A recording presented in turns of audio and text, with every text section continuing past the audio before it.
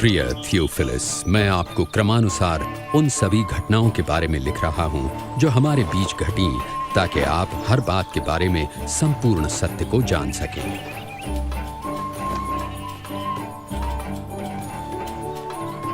जिन दिनों अगस्तुस कैसर रोम का शासक और महान हेरोदेस यहूदिया का राजा था, परमेश्वर ने नासरत शहर की एक कुंवारी के पास जिब्राइल स्वर्गदूत को भेजा। उस कुंवारी का नाम था मरियम।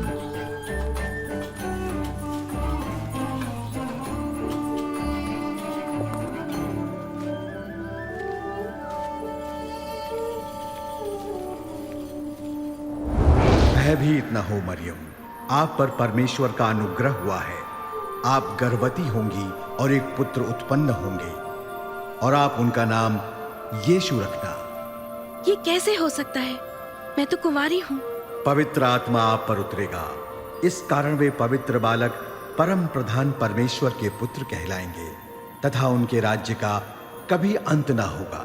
मरियम यहूदिया के एक नगर अपनी चचेरी बहन एलिशिबा के पास गई, जो स्वयं अद्भुत रूप से गर्भवती थी। एलिशिबा, मरियम, बहन मरियम, तुम सब स्त्रियों में धन्य हो। धन्य है वो बालक जो तुम जनोगी, कि जैसे ही मैंने तुम्हारा प्रणाम सुना, बच्चा आनंद से मेरे गर्भ में उछल पड़ा। मेरा प्राण प्रभु की स्तुति करता है और मेरी आत्मा मेरे उद्धारकर्ता परमेश्वर में खुश हुई। अब से सब युग के लोग मुझे धन्य कहेंगे।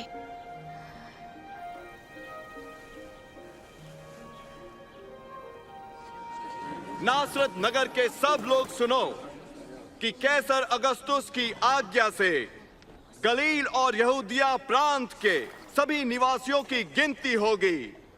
इसीलिए सभी लोगों को अपने वतन में जाकर शीघ्र ही नाम दर्ज करवाना होगा।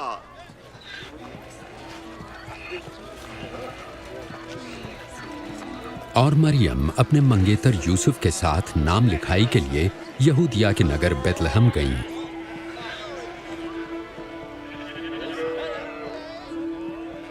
पर बेतलहम में उन्हें ठहरने की जगह ना मिली।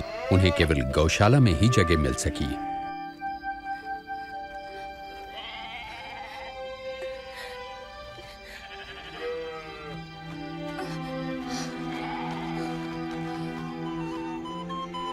देश के उस भाग में कुछ चरवाहे रात के समय अपनी भेड़ों की देखभाल कर रहे थे। तभी परमेश्वर का स्वर्गदूत प्रकट हुआ और परमेश्वर के तेज ने उन्हें घेर लिया। आज के दिन दाऊद के नगर में तुम्हारे लिए एक उद्धारकर्ता जन्मे हैं, अर्थात मसीह प्रभु।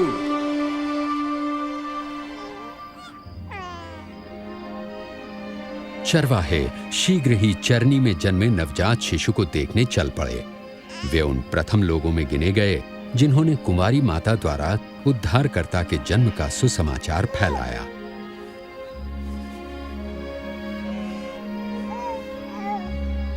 एक हफ्ते बाद जब बालक के खतने का समय आया तो उसका नाम यीशु रखा गया। यूसुफ और मरियम बालक को परमेश्वर के सम्मुख प्रस्तुत करने यरूशलेम ले गए। आराधनालय में शिमोन नामक एक धर्मी और भक्त पुरुष थे, जिन्हें पवित्र आत्मा से आश्वासन मिला था कि जब तक वे बालक मसीह का दर्शन न कर लें, मृत्यु को न देखेंगे। परमेश्वर, अब आप अपने सेवक को अपने वचन अनुसार शांति से अपने पास बुला ले।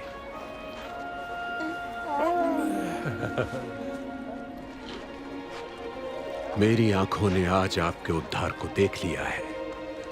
ये बालक परमेश्वर का चुना हुआ है। तुम दोनों को आशीष मिले।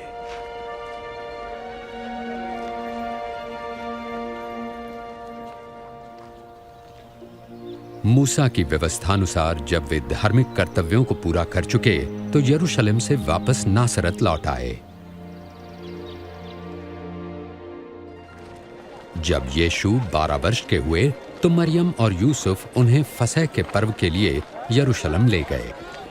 लौटते समय उन्होंने सोचा कि बालक यीशु उनके साथ है, परंतु यीशु पीछे ही छूट गए थे।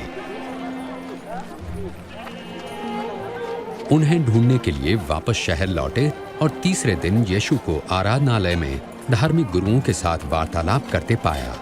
ये किसका पुत्र है जो ऐसे प्रश्न पूछता है? हम नासरत से हैं। हमने सोचा ये हमारे साथी है। कृपया आप इसे क्षमा कीजिए। बालक यीशु की बातों ने सबको चकित कर दिया।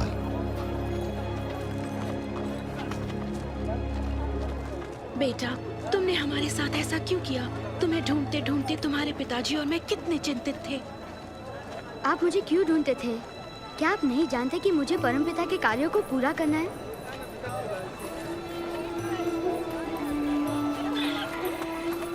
और यीशु उनके साथ नासरत लौटे और परमेश्वर एवं मनुष्य के अनुग्रह में बुद्धि और शरीर से बढ़ने लगे।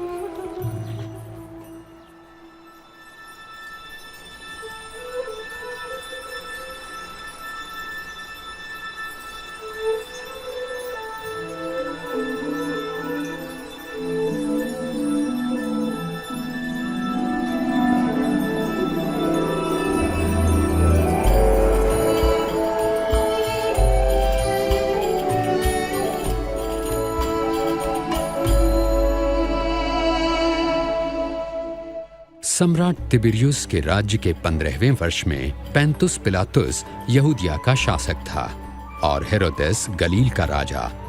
हन्ना और कैफा महायाजक थे।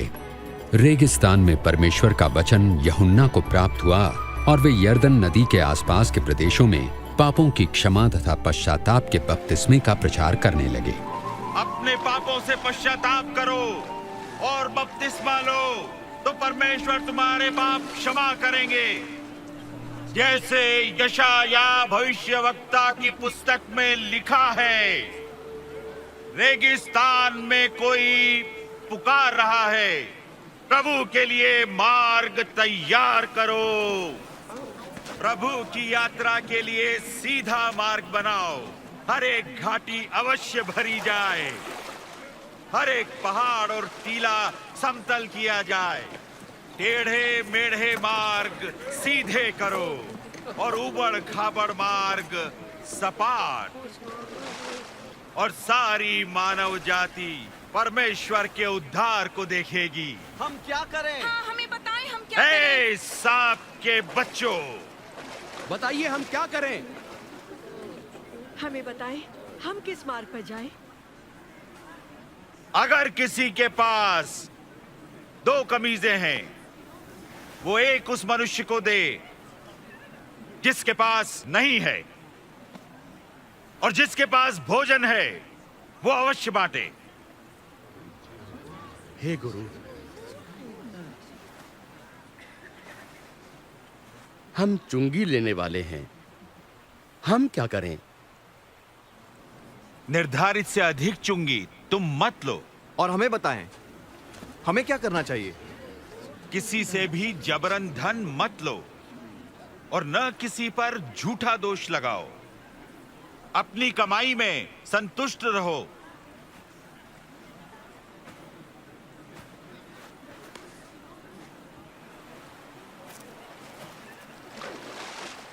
हमें बताएं, क्या आप मसीह हैं?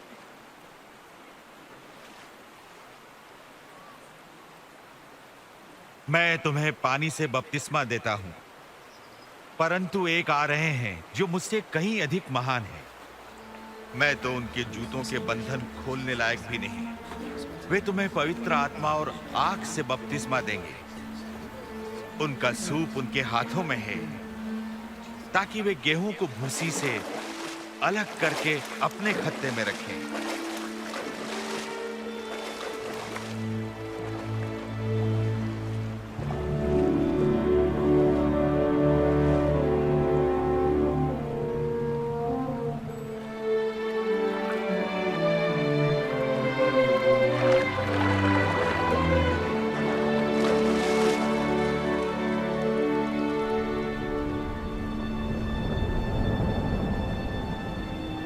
और पवित्र आत्मा कबूतर के रूप में यीशु पर उतरा।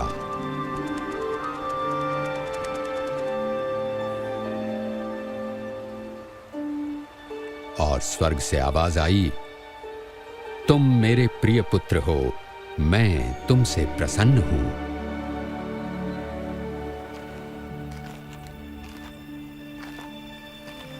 लगभग 30 वर्ष की आयु में यीशु ने अपनी सेवा आरंभ की। पवित्र आत्मा से परिपूर्ण यीशु यरदन से लौटे। आत्मा से प्रेरित वो 40 दिन तक बयाबान में रहे, जहां शैतान उनकी परीक्षा करता रहा। इस बीच उन्होंने कुछ नहीं खाया।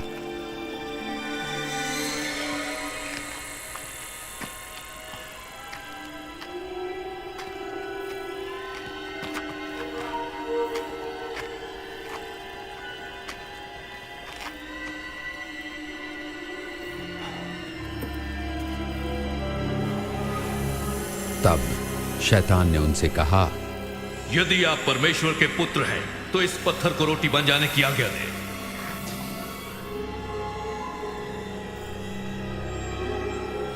ये लिखा है, मनुष्य केवल रोटी ही से नहीं पर परमेश्वर के हर वचन से जीवित रहेगा।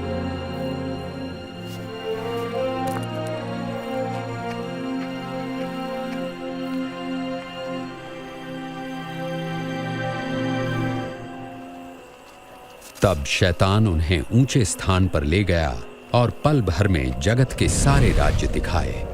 ये सब अधिकार और वैभव मैं आपको दूंगा। ये सब मुझे सौंपा गया है और जिसे मैं चाहूं उसे ये सब दे सकता हूं। यदि आप मुझे प्रणाम करें तो ये सब आपका हो जाएगा। ये भी लिखा है कि तुम प्रभु अपने परमेश्वर की उपासना करो और तुम केवल उन्हीं की सेवा करो।